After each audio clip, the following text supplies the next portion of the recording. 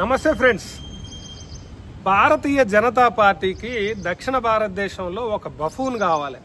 అంటే ఎప్పటి నుంచో భారతీయ జనతా పార్టీని సౌత్ ఇండియాలో ఎక్స్పాండ్ చేయడానికి, వాళ్ళ ఫుట్ ప్రింట్ని ఎక్స్పాండ్ చేయడానికి ఒక పొలిటికల్ బఫూన్ కోసం వాళ్ళు ఎప్పటి నుంచో ట్రై చేస్తున్నారు. ఒక మాట చెప్పాలంటే సంవత్సరాల తరబడి వాళ్ళు ఎదురు చూస్తున్నారు అనమాట. వాళ్ళకి పవన్ కళ్యాణ్ అనే పొలిటికల్ బఫూన్ దొరికిండు. వాళ్ళ పొలిటికల్ అంబిషన్స్ని, హిందీ స్పీకింగ్లో ఉన్నటువంటి ఆ పార్టీని దక్షిణాదిలో తీసుకురావడానికి పవన్ కళ్యాణ్ అనేవాడు వాళ్ళకి చాలా మంచిగా దొరికిండు అనమాట.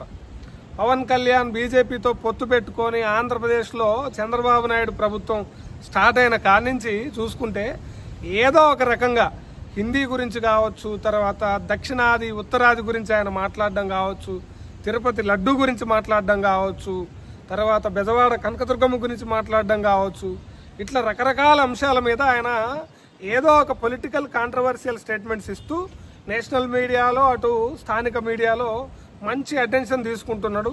తర్వాత బీజేపీ కేంద్ర పెద్దల నుంచి కూడా మంచి మెప్పు పొందుతున్నాడు అనమాట.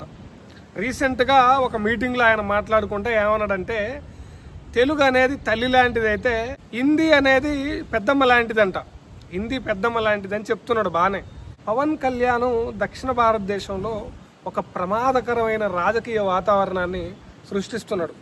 దక్షిణాదిలో ఏమైనా విచ్ఛిన్నకరమైన పరిస్థితులు, తర్వాత హేట్ పాలిటిక్స్, తర్వాత ఒక స్టేట్ని ఒక స్టేట్ హేట్ చేసుకునే పరిస్థితి, రాష్ట్రాల మధ్య ఒక విచ్ఛిన్నమైన పరిస్థితి ఏర్పడబోతోంది. ఒకవేళ ఏర్పడుతుంది అంటే దానికి పవన్ కళ్యాణే కారణం అవుతాడు ఫ్యూచర్లో. ఎందుకంటే ఆయన సింపుల్గా ఏమనుకుంటున్నాడంటే, నేను ఓన్లీ హిందీ గురించే మాట్లాడుతున్నా కదా, నేను లడ్డు గురించే మాట్లాడుతున్నా కదా, నేను హైందవ ధర్మం గురించే మాట్లాడుతున్నా అని అనుకుంటున్నలే. కానీ సౌత్ ఇండియా వేరు, నార్త్ ఇండియా వేరు. మొత్తం ఇండియా అయినప్పటికి కూడా సౌత్ ఇండియన్ కల్చరల్ హిస్టరీ వేరు, నార్త్ ఇండియన్ కల్చరల్ హిస్టరీ వేరు. అక్కడ దానికి రిలీజియస్ ఐడెంటిటీకి ఇంపార్టెన్స్ ఎక్కువ ఉంటుంది. కానీ సౌత్ ఇండియాలో ఆ పరిస్థితి లేదు. తర్వాత రిలీజియస్ పాలిటిక్స్ కూడా సౌత్ ఇండియన్ పాలిటిక్స్ ఎంతో కొంత దూరంగా ఉన్నాయన్నమాట. హిందీ మనం నేర్చుకోవడానికి మనకు ఓపిక ఉంది. తర్వాత సౌత్ ఇండియాలో చాలా మంది హిందీ మాట్లాడతారు. పవన్ కళ్యాణ్కి హిందీ వచ్చో రాదో నాకు తెలియదు. ఎందుకంటే రీసెంట్గా ఒక మీటింగ్లో మాట్లాడుతూ చూసుకుంటూ మాట్లాడి కొద్దిసేపటి తర్వాత తెలుగు మే బోల్నే కేలియే అనుమతి దేజియే అని పర్మిషన్ అడిగి తర్వాత తెలుగులోకి స్విచ్ అయ్యండి అనమాట.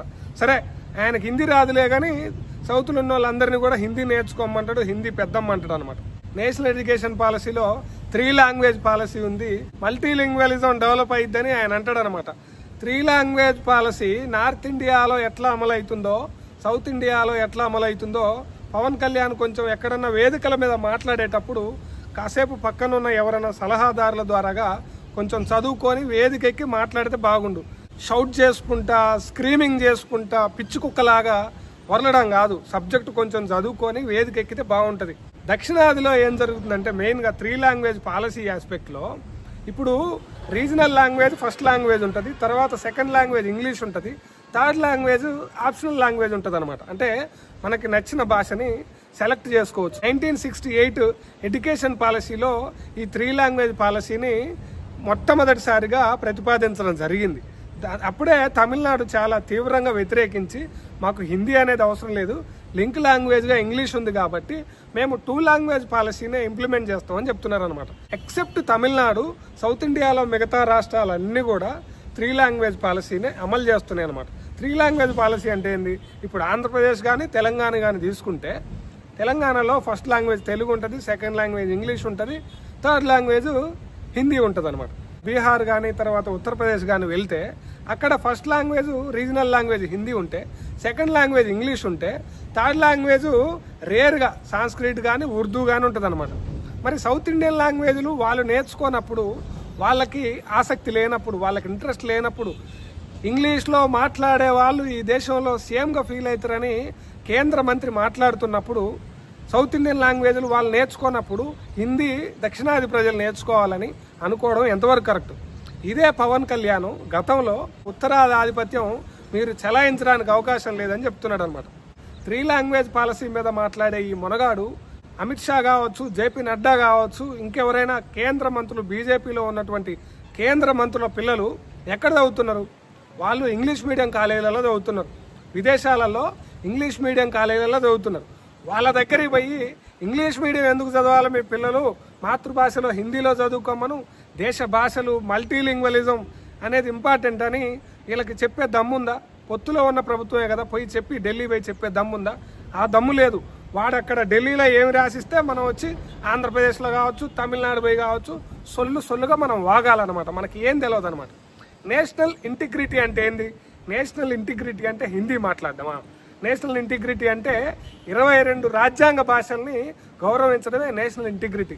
రాజ్యాంగం గుర్తించిన 22 భాషల్లో కేంద్ర ప్రభుత్వ పరీక్షలు కానీ, తర్వాత కేంద్రం నిర్వహించే ఉద్యోగాలకి, పోటీ పరీక్షలకి, ఎంట్రన్స్ టెస్టులకి ఏ భాషలలో పెడుతున్నారు? దీని మీద ఒక ప్రతిపాదన పెట్టే దమ్ముందా పవన్ కళ్యాణ్కి? ఈ విషయం మీద మాట్లాడే ధైర్యం ఉందా? లేదు. సొల్లు వాగుడు అవగాలన్నమాట. మనం ఇష్టం వచ్చినట్టు మాట్లాడాలి. ఈ మొనగాడు ఇంకో మాట ఏమంటాడంటే, తమిళనాడులో హిందీని వ్యతిరేకిస్తారు, కానీ తమిళ సినిమాల్ని మాత్రం హిందీలో డబ్ చేస్తారు, తమిళులకి హిందీ వద్దులే కానీ హిందీ వాళ్ళ డబ్బులు కావాలని మాట్లాడతారు. ఎంత చిల్లర మాటలయ్యి. తమిళలో సినిమాలు తీసి హిందీ బెల్ట్లో హిందీలోనే రిలీజ్ చేస్తున్నారు అనమాట. అంటే అక్కడి భాషను గౌరవించినట్టు, అక్కడి యొక్క సంస్కృతిని గౌరవించినట్టు.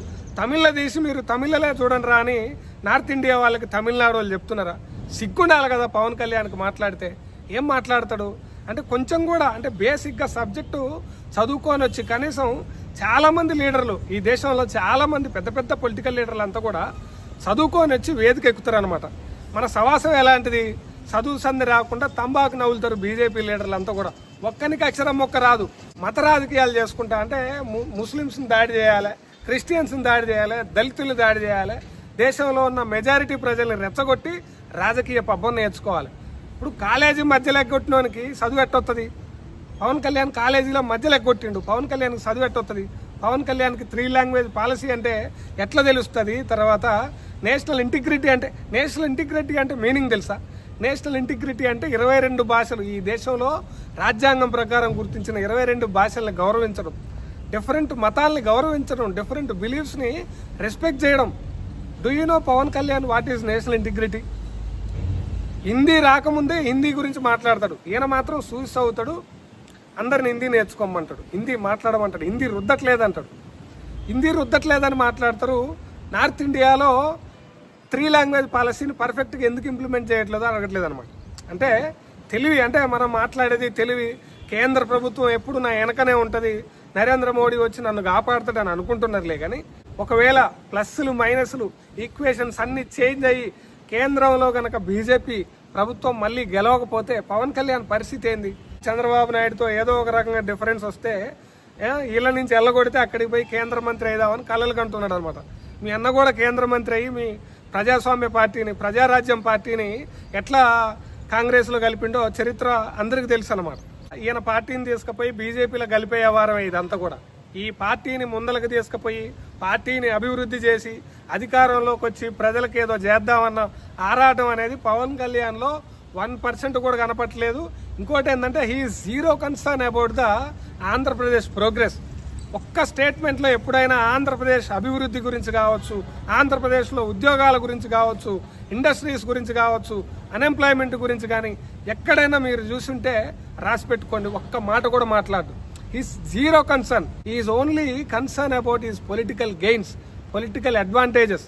ఇంకోటి మాటలు ఏం మాట్లాడతాడు ఆయన మొనగాడు? తమిళనాడులో తెలుగుని గోల్డ్ టీ అని పిలుస్తారంట. తెలుగుని తిరగలేస్తే గోల్డ్ టీ అని వస్తుంది అనమాట. వాళ్ళు అదొక డెరోగేటరీ వర్డ్. అంటే తెలుగు వాళ్ళ మీద ఉన్న కోపం కావచ్చు, లేకపోతే తెలుగు వాళ్ళ మీద ఉన్నటువంటి చిన్నపాటి ఏదో అసహనం కావచ్చు, వాళ్ళు గోల్డ్ టీ అని పిలుస్తారని ఈయన తమిళనాడులోనో ఎక్కడో ఒక మీటింగ్లో మాట్లాడుకుంటా వాళ్ళు మన్ని గోల్డ్ టీ అని పిలుస్తారు, మన్ని ఎగతాళి చేస్తారని మొనగాడు మాట్లాడతాడు అనమాట. మనం అరవ అని పిలవట్లేదా వాళ్ళని? తమిళ వాళ్ళని అరవోళ్ళు అని అనట్లేదా మనం? అంటే ఎక్కడో ఒక వేదిక, ఎక్కడ వేదిక దొరికినా సరే రాష్ట్రాల మధ్య చిచ్చు పెట్టాలి, ప్రజలు ప్రశాంతంగా ఉండొద్దు అనమాట. ప్రజలు మతం పేరు మీదనో లేకపోతే ఏదో ఒక విశ్వాసం పేరు మీదనో భాష పేరు మీదనో తన్నుకొని సావాలన్నమాట. తన్నుకొని చేస్తే మనం అధికారంలో కూర్చొని మనం ఒక కాషాయ జెండా కట్టుకొని మనం ఒక ఇంత పొడుగు బొట్టు పెట్టి మెట్లు కడుక్కుంటా చెప్పులు వేసుకొని మాలేసుకొని తిరుగుతాం మనం. మనకి ఎంతసేపు రాజకీయం కావాలన్నమాట. నాకు తెలిసి దక్షిణాది రాజకీయ చరిత్రలో పవన్ కళ్యాణ్ లాంటి హీనమైన పొలిటీషియను అసలు ఇంక రాబోడు కూడా.